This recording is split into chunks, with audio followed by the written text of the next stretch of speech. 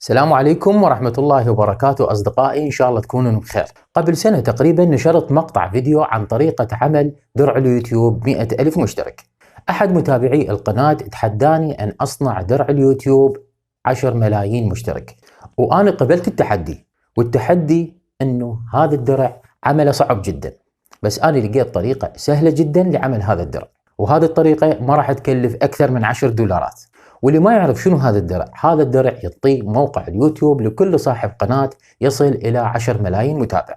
تريد تعرف طريقة عمل هذا الدرع؟ ابقى وياي. المواد المستخدمة: سبراي نيكل كروم، مادة لاصقة، شريط لاصق، ورق A4، ورق PVC، مادة الجبس، وأيضا عندنا الإيبوكسي. راح نستخدم هذا التصميم لعمل الدرع. راح أضع لكم رابط هذا التصميم أسفل الوصف. بالبداية نقص هذا التصميم بهذا الشكل،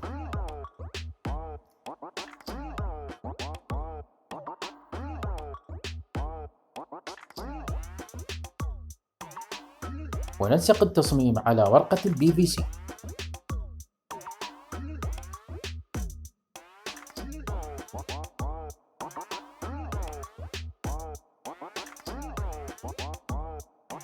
راح نستخدم هذه المسطرة الصغيرة لعمل الانحناءات والانعكاسات الموجودة على التصميم.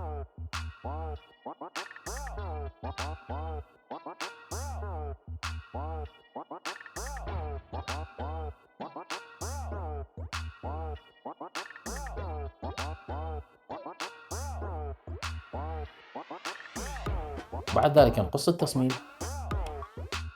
تصبح عندنا ورقة PVC بهذا الشكل. هذه الورقة راح نستخدمها كقالب.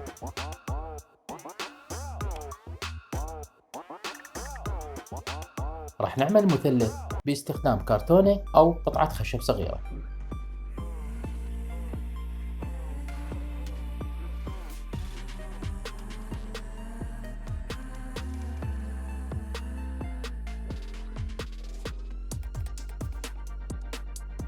راح نستخدم المادة اللاصقة للصق قطعة الخشب على التصميم.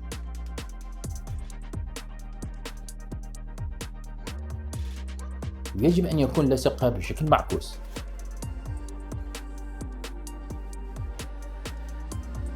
راح نلصق هذا التصميم أو القالب على قطعة من الكرتون.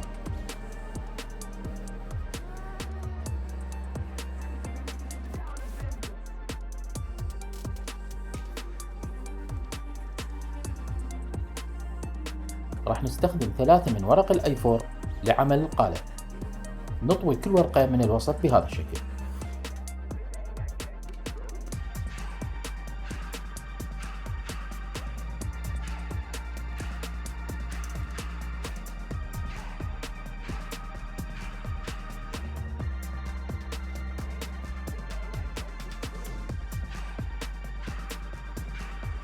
وراح نلصق الورق على التصميم بهذا الشكل.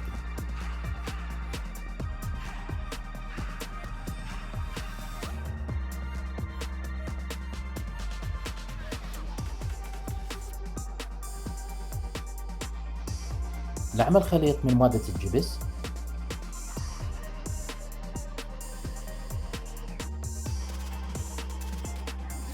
نضع المادة داخل القالب،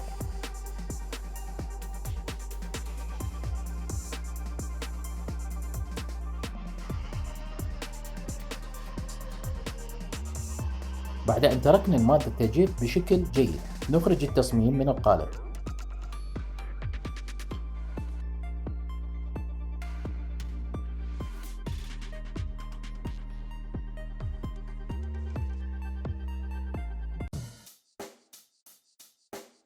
Check the mic and make sure it sound right, boys.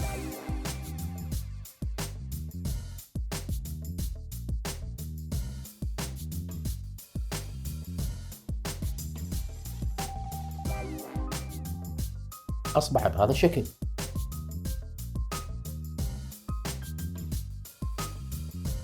نستخدم ورق السنفرة لتنعيم القالب.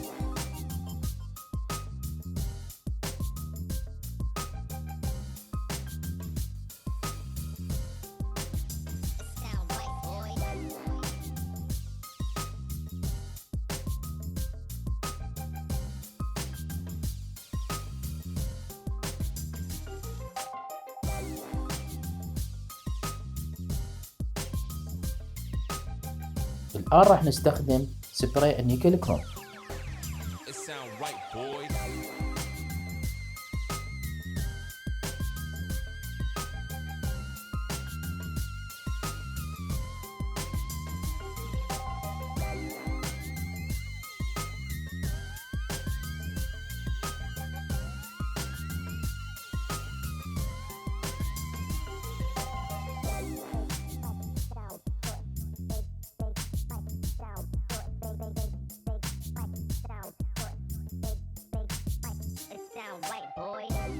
الآن راح نعمل قالب للجوهرة أو المثلث الموجود بالدرع. راح نستخدم ورقة PVC أيضا.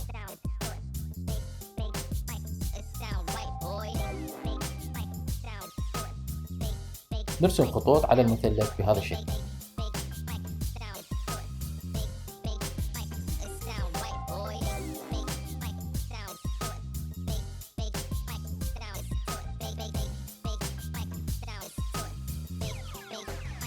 It sound right, boys.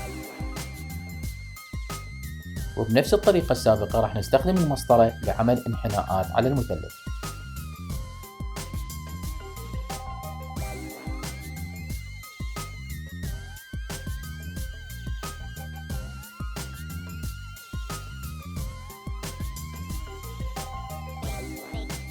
أصبح القالب جاهز الآن. راح نستخدم مادة الإيبوكسي.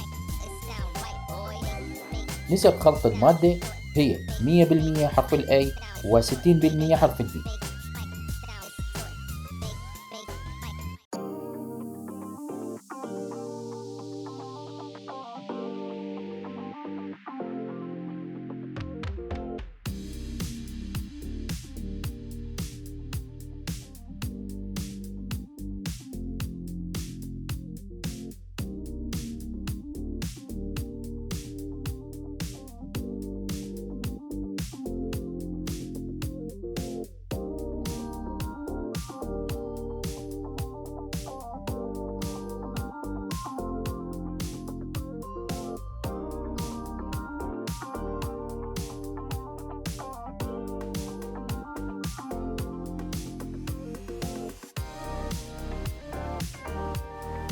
الآن جف القالب بشكل جيد. أصبح عندنا هذا الشكل.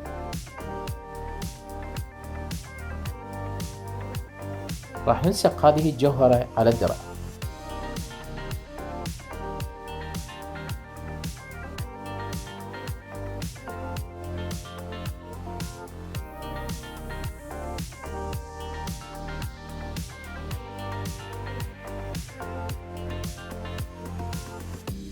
ومثل ما تشاهدون أصدقائي، هذا هو درع 10 ملايين مشترك، الدرع الماسي. قبل نهاية هذا الفيديو لا تنسى الاشتراك بالقناة وتفعيل زر الجرس حتى توصلكم كل فيديوهاتي.